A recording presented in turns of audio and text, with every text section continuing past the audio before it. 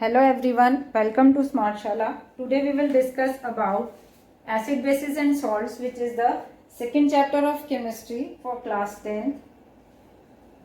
जैसे कि हमने अब तक एलिमेंट्स एंड कंपाउंड्स के बारे में पढ़ा हुआ है कि अब तक नोन देर आर 115 एलिमेंट्स जो कि अब तक हमें पता है, नेचुरली अवेलेबल है. तो ये 115 एलिमेंट्स जब आपस में कंबाइन होते हैं तो ये फॉर्म करते हैं कंपाउंड्स, और बहुत सारे कंपाउंड फॉर्म हो सकते हैं. इतने सारे एलिमेंट्स हैं, उससे बहुत सारे कंपाउंड फॉर्म हो सकते हैं. और ये compounds depending on their chemical behaviour, उनकी केमिकल रिएक्टिविटी, उनकी केमिकल रिएक्शंस के बेसिस पर हम इन कंपाउंड्स को 3 कैटेगरीज में डिवाइड कर सकते हैं: एसिड्स, बेसिस एंड सॉल्ट्स. तो पहले हम एसिड्स एंड बेसिस के बारे में पढ़ेंगे, सॉल्ट्स के बारे में हम बाद में डिस्कस करेंगे.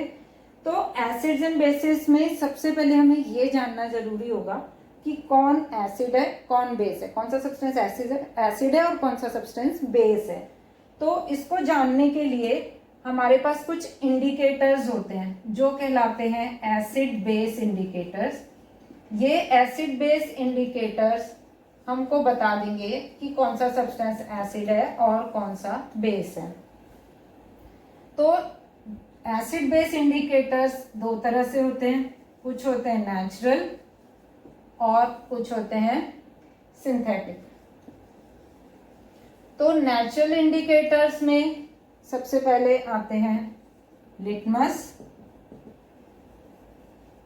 फिर है टर्मेरिक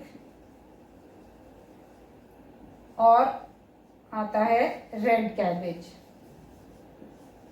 तो हम देखेंगे कि ये कैसे बताएंगे हमको एसिड्स कौन है और बेस कौन है. तो लिटमस की बात करें, लिटमस जो है वो बनता है एक नेचुरल, इसीलिए है क्योंकि एक प्लांट से बनता है. उस प्लांट का नाम है लिचेंस, उससे बनता है लिटमस. और 2 तरह के लिटमस पेपर बनते हैं इससे. एक है रेड लिटमस पेपर और एक होता है ब्लू लिटमस पेपर. इससे हमें पता लग जाएगा कि कौन एसिड है और कौन सा बेस है. जैसे कि अगर हम रेड लिटमस पेपर को बेस में डिप करें, यानी कि हम कह सकते हैं कि base turns red litmus paper into blue and acid turns blue litmus paper to red. यानी कि ब्लू लिटमस पेपर को जब हम एसिड में डालेंगे तो वो रेड हो जाएगा, और रेड लिटमस पेपर को जब हम बेस में डालेंगे तो वो ब्लू हो जाएगा. तो हमें पता चल जाएगा कि कौन एसिड है और कौन बेस है. सिमिलरली हम टर्मरिक के लिए भी कर सकते हैं. यानी कि टर्मरिक को जब हम एसिड में डिप करेंगे तो there will be no change in colour, लेकिन जब हम टर्मरिक को बेस में डिप करेंगे तो टर्मरिक का कलर हो जाएगा रेड. तो तब हमको पता लग जाएगा कि अगर उसमें कलर चेंज नहीं हुआ, हल्दी, टर्मरिक इज हल्दी, हल्दी का कलर जब चेंज नहीं हुआ तो हम समझ जाएंगे कि वो एसिड है. अगर उसका कलर रेड हो गया तो हम समझ जाएंगे कि वो बेस है.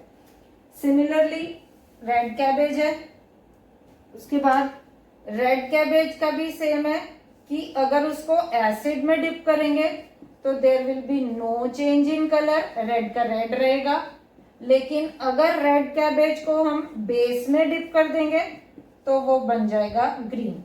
तो अगर रेड कैबेज का कलर ग्रीन हो जाता है तो समझ लो वो बेस है. अगर उसका कलर सेम रहता है तो समझ लो वो एसिड है. तो यानी कि litmus paper, red and blue litmus paper, turmeric and red cabbage, ये 3 हमारे पास नेचुरल इंडिकेटर्स हैं जिससे हम पता लगा सकते हैं कि कौन एसिड है कौन बेस है. सिमिलरली हमारे पास 2 सिंथेटिक इंडिकेटर्स हैं. एक है मिथाइल ऑरेंज, एक का नाम है मिथाइल ऑरेंज, और एक है फिनोक्थिलिन. तो इनसे भी हम पता लगा सकते हैं, मिथाइल ऑरेंज एंड फिनोक्थिलिन से, कि कौन सा एसिड है कौन सा बेस है। जैसे कि मिथाइल ऑरेंज है, वो अगर हम एसिड सॉल्यूशन में डालेंगे तो येलो कलर देगा, एसिड में अगर हम मिथाइल ऑरेंज डालेंगे तो वो देगा रेड कलर, और अगर हम उसको बेस में डालेंगे मिथाइल ऑरेंज को तो वो दे देगा येलो कलर। यानी मिथाइल ऑरेंज एक ऑरेंजिश कलर का सोल्यूशन होता है, अगर हम उसको एसिड में डाल देंगे तो वो रेड हो जाएगा, अगर हम उसको बेस में डाल देंगे तो वो येलो हो जाएगा।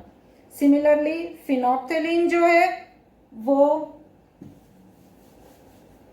फिनोप्थेलिन एक सोल्यूशन है, अगर हम इसको एसिड में डालेंगे तो there will be no change in colour, और अगर हम उसको बेस में डालेंगे फिनोप्थेलिन सॉल्यूशन को तो हम देखेंगे वो पिंक कलर का हो जाता है। तो अगर फिनोप्थेलिन के अंदर कोई सोल्यूशन डाला हमने और उसमें कोई चेंज नहीं आया तो समझ लो वो एसिड है, अगर उसके अंदर वो सोल्यूशन कोई डालने पर उसका कलर पिंक हो गया तो समझ लो वो बेस है। तो यहाँ पर हमारे पास 3 हमने लिटमस पेपर, एक टर्मरिक और एक रेड कैबेज, 3 हमने देखे नेचुरल इंडिकेटर्स, और 2 मिथाइल ऑरेंज एंड फिनोप्थेलिन 2 हमने देखे सिंथेटिक इंडिकेटर्स। तो ये तो हमने एसिड और बेस में डाल के ऐसे पता लगाया। कुछ इंडिकेटर्स होते हैं जो कि स्मेल से पता लगा सकते हैं एसिड्स एंड बेसिस, उसमें उसके चेंज इन स्मेल से। तो ऐसे 2 इंडिकेटर जो कहलाते हैं ऑल्फैक्टरी इंडिकेटर्स, जो स्मेल से इंडिकेट करते हैं वो कहलाते हैं, क्योंकि ये सेंस ऑफ स्मेल देते हैं इसलिए वो ऑल्फैक्टरी कहलाते हैं। तो ऑल्फैक्टरी इंडिकेटर्स से हमें स्मेल से पता चल जाएगा कि कौन एसिड है कौन बेस है। जैसे कि उसमें से एक है अनियन, है ये भी नेचुरल इंडिकेटर बट ये ऑल्फैक्टरी इंडिकेटर है, ये स्मेल से रिलेटेड है। अनियन को जब हम एसिड में डालेंगे तो there will be no change in smell, no change in smell, onion की स्मेल चेंज नहीं होगी अगर उसमें एसिड डालेंगे। लेकिन अगर अनियन के अंदर हम बेस डाल रहे हैं तो उसकी स्मेल वैनिश हो जाएगी। ठीक है, अगर हम बेस डालेंगे अनियन के अंदर तो उसकी स्मेल चली जाएगी। जैसे हमें पता है अनियन की स्मेल बहुत पिक्यूलियर सी होती है, तो अगर उसके अंदर हमने बेस डाल दिया तो उसकी स्मेल वैनिश हो जाएगी, अगर उसके अंदर एसिड डाला तो स्मेल में कोई चेंज नहीं आएगा। इसी तरह से एक और है ऑल्फैक्टरी इंडिकेटर जिसका नाम है वनीला, जो आइसक्रीम वाला वनीला होता है वो, उसमें भी ऐसे ही है, अगर हम एसिड डालेंगे वनीला के अंदर तो there will be no change in smell, और अगर उसके अंदर हमने बेस डाल दिया तो वनीला की स्मेल वैनिश हो जाएगी। तो ये 2 ऑल्फैक्टरी इंडिकेटर्स हैं जो हम स्मेल से पता लगा सकते हैं कि कौन सा इसमें से एसिड है और कौन सा चीज बेस है। तो अब हमें पता लग गया कौन एसिड्स हैं कौन बेस हैं। तो अब हम स्टार्ट करते हैं। सबसे पहले एसिड के साथ हम स्टार्ट करते हैं, इनकी प्रॉपर्टीज करेंगे हम। एसिड की सबसे पहली प्रॉपर्टी है कि दे आर सार इन टेस्ट, खट्टे होते हैं एसिड्स। तो कोई एग्जांपल जैसे हम बता सकते हैं नेचुरली अवेलेबल, जैसे कि हमारे साइट्रस फ्रूट्स होते हैं वो सब खट्टे होते हैं। फिर हमारे टमाटोज होते हैं, उनमें भी थोड़ी सी खट्टापन होता है, उसमें भी एसिड होता है। फिर हमारे हैं जैसे ग्रेप्स हैं, अनराइप ग्रेप्स होते हैं, वो भी बहुत खट्टे होते हैं। फिर हमारे टैमरिंड, इमली टैमरिंड, वो भी खट्टी होती है, तो उसके अंदर भी एसिड होता है। फिर उसके बाद हमारा और क्या बोल सकते हो टैमरिंड के अलावा तुम, जैसे दही, खट्टा दही, यानी कि सार मिल्क भी कह सकते हैं उसको, तो वो भी खट्टा होता है, सार मिल्क है इसलिए वो भी खट्टा होता है। तो इन सब में एसिड्स प्रेजेंट होते हैं। एक सिरका जो होता है एसिटिक एसिड, वो है सिरका। सिरका यानी विनेगर। विनेगर भी खट्टा होता है तो उसके अंदर होता है एसिटिक एसिड। तो इसी तरह से हम बता सकते हैं कि किसमें क्या प्रेजेंट होता है। जो साइट्रस फ्रूट्स होते हैं उसके अंदर एसिड प्रेजेंट होता है, वो कहलाता है साइट्रिक एसिड।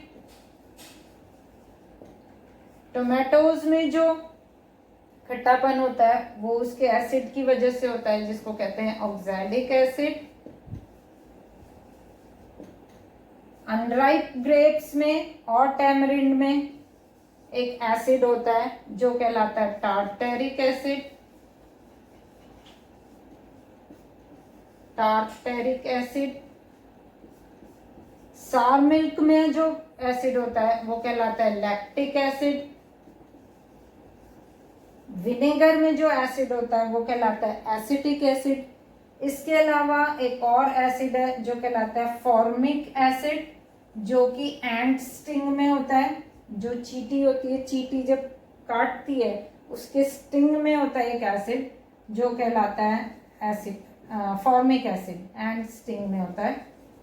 और एक होता है नेटल लीफ। नेटल एक लीफ होता है, एक नेचुरली अवेलेबल प्लांट होता है, उसका जो लीफ है नेटल लीफ, उसमें भी स्टिंग होता है, वो भी ऐसे स्टिंग करता है, उसमें भी फॉर्मिक एसिड प्रेजेंट होता है। तो हम देखते हैं कि हम डे टू डे लाइफ में ये सारे